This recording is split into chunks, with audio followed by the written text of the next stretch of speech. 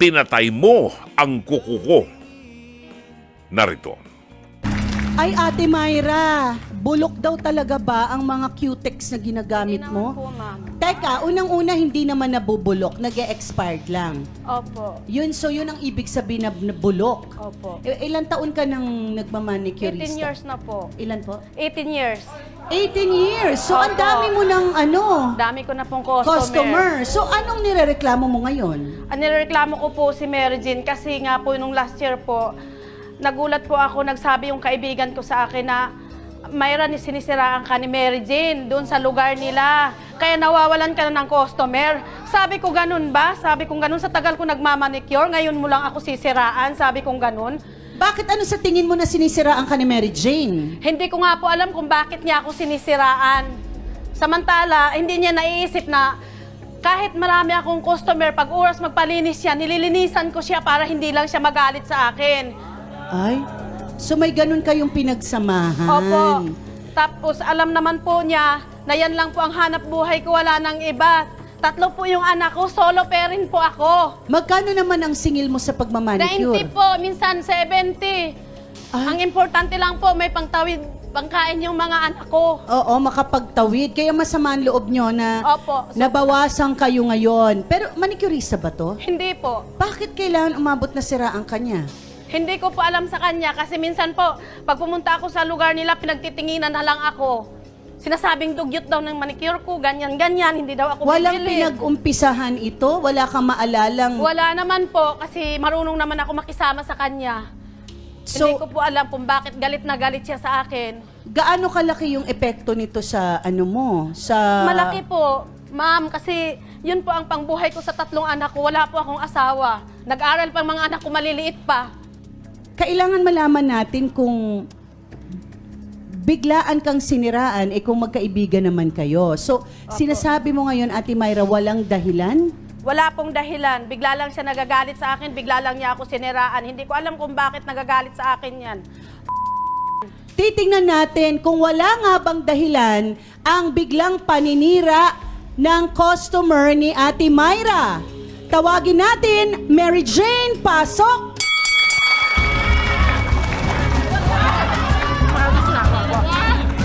Ang kapal ang mukha mo! Na mukha mo kahit wala ka pera, nililinisan kita! Hindi ako nagsira ng kuko mo, naninira ka sa akin! Hindi ka nga may asawa eh! Ako buhayin mo mga anak ko! Ha? Sige. Kapal ang mukha mo! Kita mo naman ang mukha mo sa manicure! Sisiraan ha? Anong kapal mo siraan ako? Bubuhusan mo na asiton? Pumunta ka dun sa... Sino ang bubusan ng asiton? Ate Mary Jane, bakit mo raw sinisiraan si Myra? Anong pinag-ugatan nito? Dahil sa Q-Tex niyang luma. Hindi luma ang mga Q-Tex ko. Pag ako nagpapalinis sa kanya. Talagang sobrang Teka lang po. Teka lang. Tingnan mo ha. Nagpalinis ako sa'yo. Anong sabi ko sa'yo? Lorna, bakit binubuhusan mo ng asiton yung Q-Tex mo? Magbabalong siya.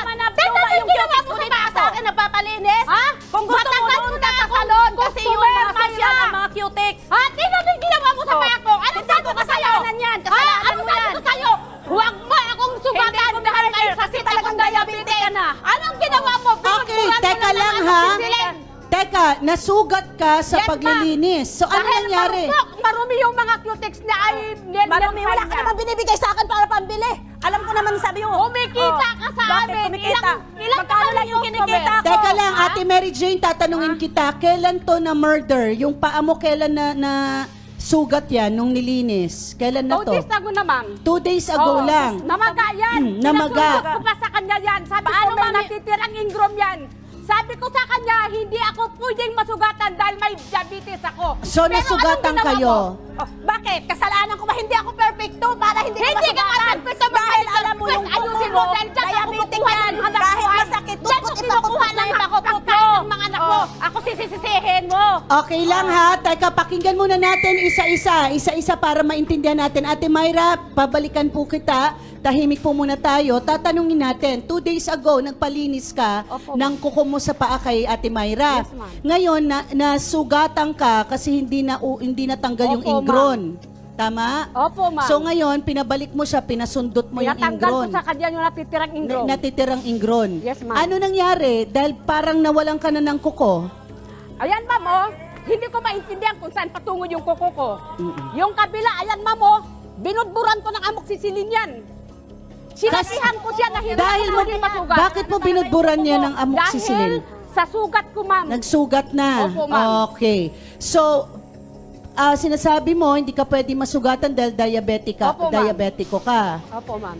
Okay. So, paano mo siya binalikan dyan? Yun ba yung... Pinuntahan ko siya, ma'am. Okay, pinuntahan mo kasi ang sinasabi niya, siniraan mo na siya sa lahat ng... Siniraan Customer. ko siya, ma'am, para makabili siya ng mga bagong cutex. Kasi dyan lang niya binubuhay ang mga anak niya Siniraan sa cutex na mo yan. siya. Ano naman ang pangapaninira na sinabi mo? Huwag na kayo magpalinis kay Myra. Sa iba na lang. Diba? Wala kang puso. Alam mo na wala akong asawa. Binubuhay ko Maganda yung anak ko. intensyon, Diba? kaya lang mali Alam mo yung na hanggang yan lang ang kaya kong bilhin. Oo, dahil wala akong- may magandang intensyon, mali lang ang pagkaka-deliver ng... I think that message, dapat hindi siraan. Pwedeng sinabi mo lang sana na i-check nyo muna yung mga gamit bago kayo magpalinis. Okay, sa tingin mo ba may iba pang na-murder na kuko sa mga kakilala ninyo Meron, ma'am. na Yung nililinis tiyahin niya? ko, nanilinis niya, namamaga hanggang ngayon. Totoo ba yan, Ate Myra? Totoo po yan, ma'am. Kasi ako, ang mga manicures na po, hindi yun perfecto. Minsan po nakakasugat talaga. Kasi tao lang tayo nagkakamali. At saka, unang-una, minsan yung customer ko na sabi niya, na tiyahin niya, sabi kong ganun sa kanya, hindi na natin yan kalkalin kasi baka masugat ka. Sabi niya, sige kalkalin mo kasi makatiyong pa ako. Sabi kong ganyan, pag masugat ka, huwag mo ako sisihin. At saka tao lang ako, hindi naman ako perfecto para hindi ako magkasala dyan sa kuko nyo. Nakakatakot pong magpamanicure sa nakainom. Either lasing o hindi, Aling Myra. Basta nakainom ka, bumitaw ka na, matulog ka na lang sa bahay. Kasi at stake dito ang yung customer mo. Mag-invest ka dito sa iyong trade. No? Ibig sabihin, bumili ka ng mahusay na klase ng nail polish. Bumili ka ng mga equipment na magagamit mo para ma-disinfect yung mga ginagamit mo. Bumili ka ng kailangan ka mag-invest. Mag-train ka. Kung sino, Tesla, I think could help you. Para mag-train ka, para meron kang maipagmalaki sa kanila na sumingil man ako ng 300, 500, bawi ka naman. Kung magmamanicure ka, wag yung tumutulo na yung pawis mo. Siguro yung presentable ka, then pwede kang magtaas ng presyo. Oo, Di ba? At kung talagang ayaw mo na sa kanya dahil hindi mo gusto ang serbisyo, malaya tayo na wag nang tangkilikit siya. Maraming salamat.